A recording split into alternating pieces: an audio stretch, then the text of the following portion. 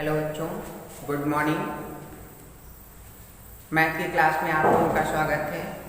आप लोगों को जो है प्रीवियस क्लासों में चैप्टर पढ़ाया जा रहा था एरियाज रिलेटेड टू सर्किल, वृत्तों से संबंधित क्षेत्रफल। अब जो है आप लोगों को एक नया चैप्टर पढ़ाया जाएगा। तो नया चैप्टर आपका क्या रहेगा? नया चैप्टर जो है आपका रहेगा पृष्ठीय क्षेत्रफल और आयतन, सरफेस एरियाज एंड वैल्यू। ये नया चैप्टर है आप लोगों का, ये पढ़ाया जाएगा। कुछ स्टूडेंट का कहना था कि सर जो है ट्रायंगल चैप्टर पढ़ाया जाए, लेकिन ट्रायंगल चैप्टर आपको जैसा कि पता है कि आपकी क्लासेस जो है 15 अक्टूबर से स्टार्ट कर दी जाएंगी। ठीक है, तो ट्रायंगल चैप्टर आपको क्लासरूम में बताया जाएगा। ठीक है, और क्योंकि वो चैप्टर थोड़ा, ये जो पृष्ठीय क्षेत्रफल और आयतन चैप्टर है सरफेस एरियाज एंड वॉल्यूम, उससे थोड़ा टिपिकल चैप्टर है, इसलिए वो चैप्टर जो है आपको क्लासरूम में बताया जाएगा, ट्रायंगल चैप्टर। इसलिए आज जो है आप लोगों को जो है ये चैप्टर पढ़ाया जाएगा पृष्ठीय क्षेत्रफल और आयतन। तो पृष्ठीय क्षेत्रफल और आयतन चलिए पढ़ते हैं। ठीक, तो पृष्ठीय क्षेत्रफल और आयतन चैप्टर पढ़ाने से पहले, एक्सरसाइज स्टार्ट करने से पहले हम कुछ फार्मूले हैं और कुछ चीज़ों की जानकारी हम लेंगे, जैसे कि ठोस आकृतियां की हैं।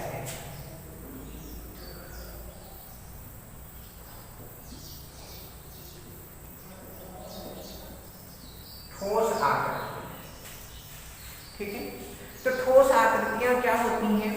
ऐसी आकृतियां जो स्थान घेरती हैं, जिनमें भार होता है, उन्हें ठोस आकृतियां कहते हैं। ठोस आकृतियां किन्हें कहते हैं? ऐसी आकृतियां जो स्थान घेरती हैं, जिनमें भार होता है, उन्हें ठोस आकृतियां कहते हैं। ठोस आकृतियों में जैसे क्या क्या आता है? घन आता है, घनाभ आता है, बेलन आता है, शंकु आता है। ठीक है, तो ये सब जो है ये इत्यादि, ठीक है, ठोस आकृतियों में आते हैं। तो ठोस आकृतियां पता चल गई। ऐसी आकृतियां जो स्थान घेरती हैं, जिनमें भार होता है, वो ठोस आकृतियां कहलाती हैं, जैसे घन, घनाभ, बेलन, शंकु आदि।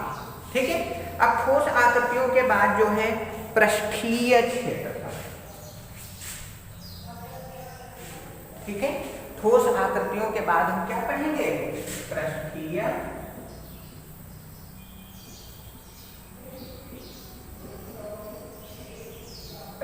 क्षेत्रफल। तो पृष्ठीय क्षेत्रफल क्या होता है?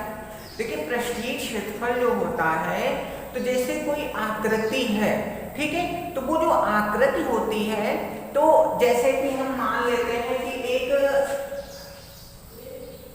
घनाभ बना हुआ है या घन बना हुआ है। ठीक है, तो एक घन बना हुआ है, तो घन में जितनी फलकें होती हैं, घन में कितनी फलकें होती हैं? 6 फलकें होती हैं। कितनी फलकें होती हैं? 6। तो जैसे 6 फलकें होती हैं, 1 2 3 4 5 और 6 फलकें होती हैं। तो जो किनारे के भाग होते हैं, तो उनका क्षेत्रफल ही क्या कहलाता है? पृष्ठीय क्षेत्रफल कहलाता है। जैसे घन की 6 फलकें होती हैं, और घन जो होता है तो उसका की प्रत्येक फलक वर्गाकार होती है। प्रत्येक फलक कैसी होती है? वर्गाकार होती है। और वर्ग का क्षेत्रफल क्या होता है? भुजा स्क्वायर होता है। वर्ग का क्षेत्रफल क्या होता है? भुजा स्क्वायर होता है। तो घन में 6 फलकें होती हैं, तो घन का पृष्ठीय क्षेत्रफल क्या होगा? जब एक का क्षेत्रफल भुजा स्क्वायर होता है, तो 6 फलकें होती हैं घनाकार घन में, ठीक, तो उसका 6 इंटू भुजा स्क्वायर। तो ये क्या होता है? पृष्ठीय क्षेत्रफल होता है। अब आयतन पढ़ते हैं।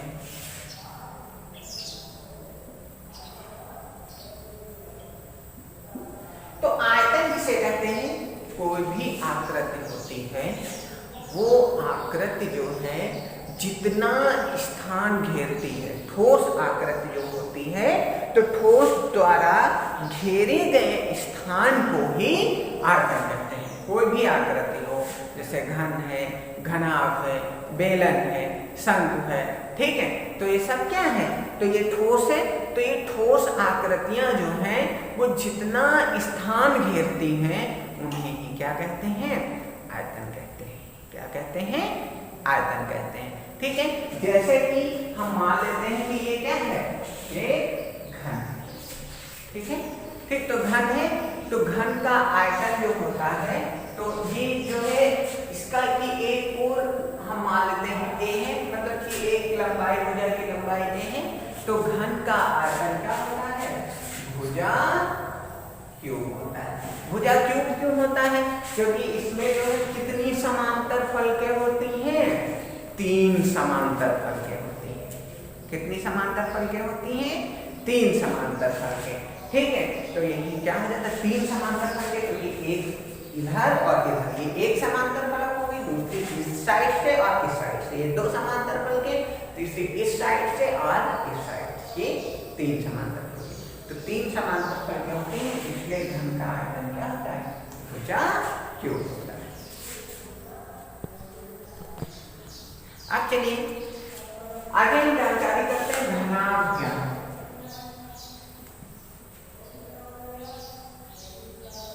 ठीक है, घनाभ किसे कहते हैं, तो घनाभ क्या होता है, 3 समांतर समतल पृष्ठों से घिरी आकृति को ही घनाभ कहते हैं। घनाभ किसे कहते हैं, 3 समांतर समतल पृष्ठों से घिरी आकृति को घनाभ कहते हैं, जैसे कि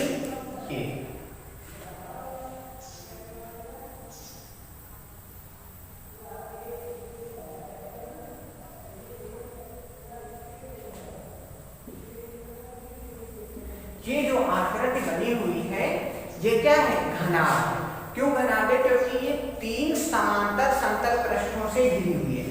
ये एक पृष्ठ हो गया, ठीक, इसके समांतर इसके जस्ट पीछे का पृष्ठ हो गया, ये पहला समांतर समतल पृष्ठ हो गया। दूसरा एक ये वाला साइड से और एक इधर साइड से दूसरा समांतर समतल पृष्ठ हो गया। तीसरा ऊपर से और एक नीचे से, 3 समांतर समतल पृष्ठों से घिरी आकृति को हम क्या बोलते हैं, घनाभ बोलते हैं। ठीक है, क्या बोलते हैं, घनाभ बोलते हैं। देखिए ये जो घनाभ होता है, ठीक, तो घनाभ क्या है, जैसे आपने देखी है ईंट देखिए, तो घनाभ क्या होता है, घनाभ की जो है, घनाभ में 6 फलकें होती हैं। कितनी फलकें होती हैं, 6 फलकें, क्योंकि ईंट देखी है आपने, तो उसमें ईंट में 6 फलकें होती हैं। ईंट में एक ऊपर से नीचे से, 2 फलकें इधर, 3 फलकें, देखिए एक ऊपर फलक हो गई, एक नीचे फलक हो गई ईंट की, तो 2 फलकें हो गई, तीसरी इधर, चौथी इधर, 4 फलकें हो गई, 5वीं इधर साइड से और 6ठी उधर साइड से, तो 6 फलकें होती हैं। तो घनाभ में कितनी फलकें होती हैं, 6 फलकें होती हैं। और घनाभ की प्रत्येक फलक जो होती है वो होती है आयताकार। क्या होती है, आयताकार। तो आयत में पता है, आयत की लंबाई और चौड़ाई आपस में बराबर होती है, मतलब कि लंबाई जो होती है, जैसे ये आयत बना हुआ है, ठीक है, तो इसकी जो लंबाई होगी, ठीक है, तो ये दोनों सेम होगी, लंबाई और ये चौड़ाई, ठीक है। तो प्रत्येक फलक के देखिए ये एक आयत के जैसे लग रही है, ये एक फलक है, ठीक है, तो ये फलक आयताकार है कि नहीं, ऐसे ही ये फलक भी आयताकार। तो जो 6 फलकें होती हैं, आपने ईंट देखी होगी, तो 6 फलक घनाभ की क्या होती हैं, आयताकार होती हैं। घनाभ की जो है लंबाई L होती है, ठीक, लंबाई क्या होती है, L, ठीक है, और चौड़ाई जो इसकी होती है वो B होती है, चौड़ाई B, और जो घनाभ की ऊंचाई होती है वो S, लंबाई L, चौड़ाई B और ऊंचाई S। तो हम मान लेते हैं, माना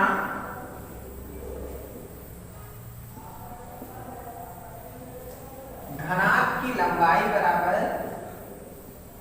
L है, चौड़ाई बराबर B है और ऊंचाई बराबर H है, ठीक है।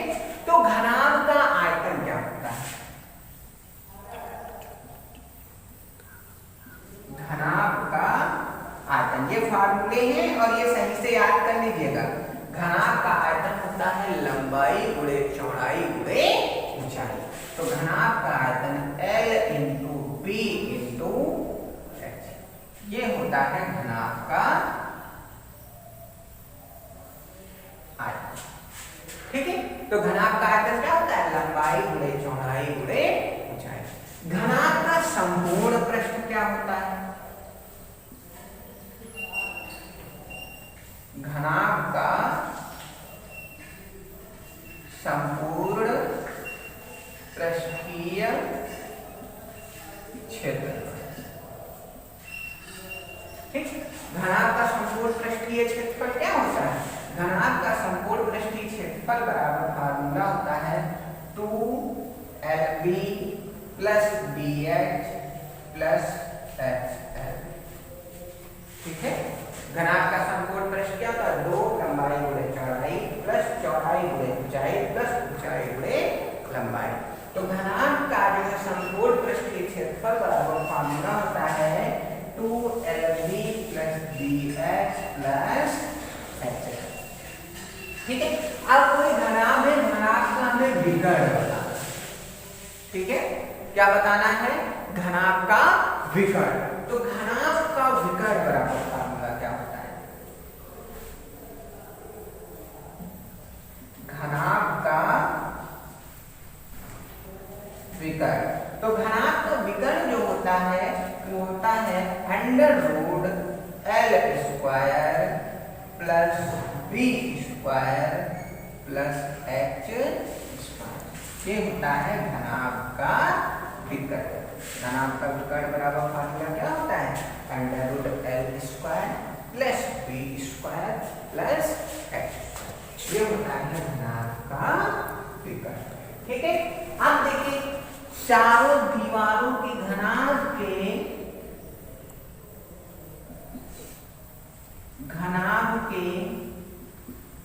चारों दीवारों का क्षेत्रफल। तो घनाभ के चारों दीवारों का क्षेत्रफल, तो घनाभ के चारों दीवारों का क्षेत्रफल क्या होता है कि जो चार पृष्ठ होते हैं, ठीक है, चार जो है फलक होते हैं, तो चारों फलकों का क्षेत्रफल होता है।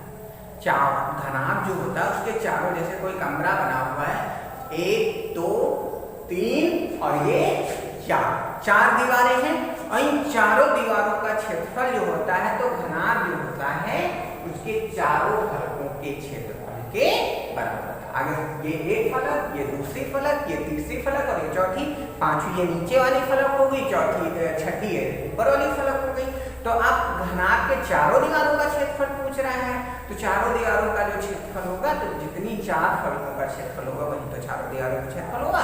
तो घनाभ के चारों दीवारों का क्षेत्रफल होता है 2L plus B into H। ठीक है, ये होता है 2 लंबाई प्लस चौड़ाई इंटू ऊंचाई। यह होता है घनाभ के चारों फलकों का क्षेत्रफल या चारों दीवारों का क्षेत्रफल। जो भी पूछेगा तो वो हम इस फार्मूले से करेंगे। इस प्रकार जो है घनाभ से संबंधित जितने भी फार्मूले हैं ये आप सब लोगों को बता दिए गए हैं, ये आप लोग अच्छे से रख लीजिएगा।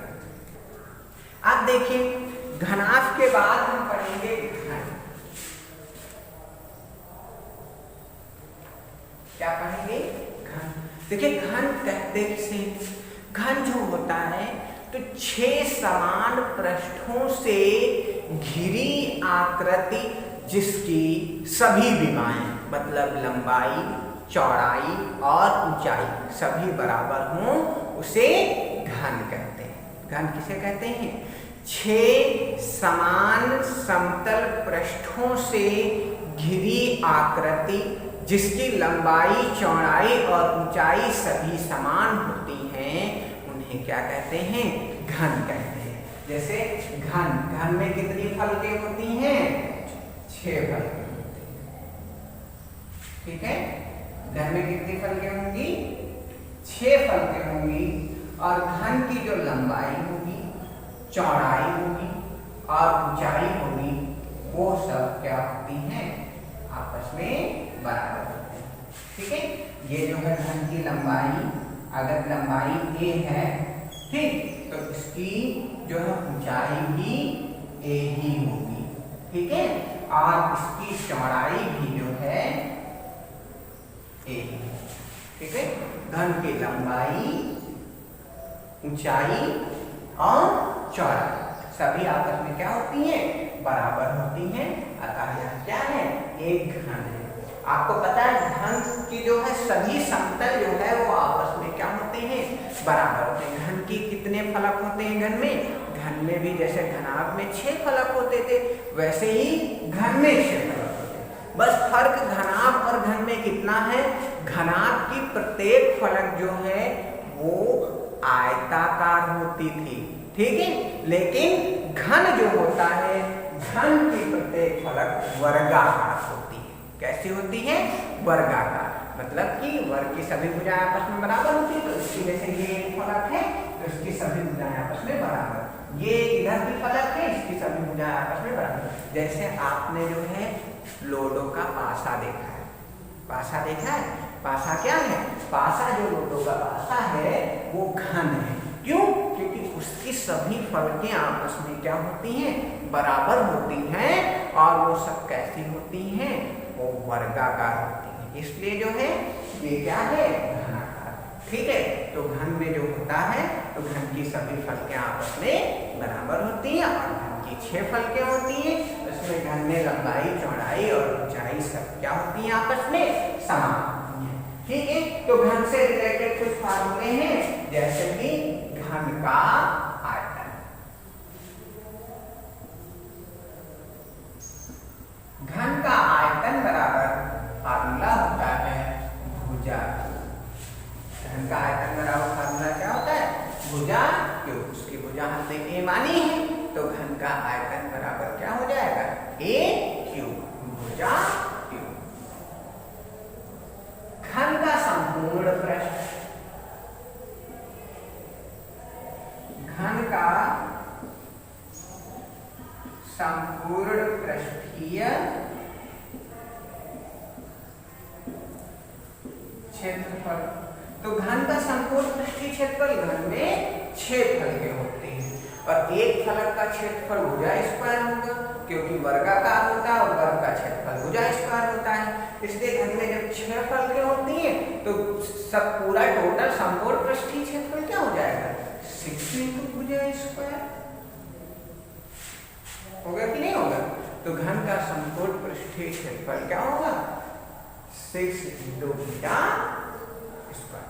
घन का विकर्ण,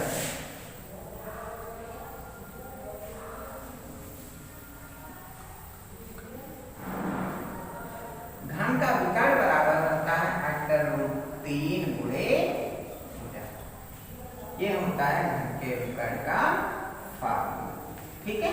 तो घन का आयतन भुजा क्यूब, घन का संपूर्ण पृष्ठीय क्षेत्रफल 6 × भुजा स्क्वायर, और घन का विकर्ण होता है √3 गुणे भुजा। तो इस प्रकार घन से संबंधित जो है आपको फार्मूले बताए गए, ये सारे फार्मूले आप लोगों को रख लेने हैं। इस प्रकार से आज की क्लास में बस इतना ही, आगे की क्लास में इस चैप्टर के, इस एक्सरसाइज के जो है, जो चैप्टर नंबर 13 चल रहा है, कौन सा चैप्टर है, surface area and volumes chapter है, इसके जो है आगे के जो है आगे भी जानकारी आपको इस चैप्टर के बारे में दी जाएगी, वो आपको नेक्स्ट वीडियो में दी जाएगी।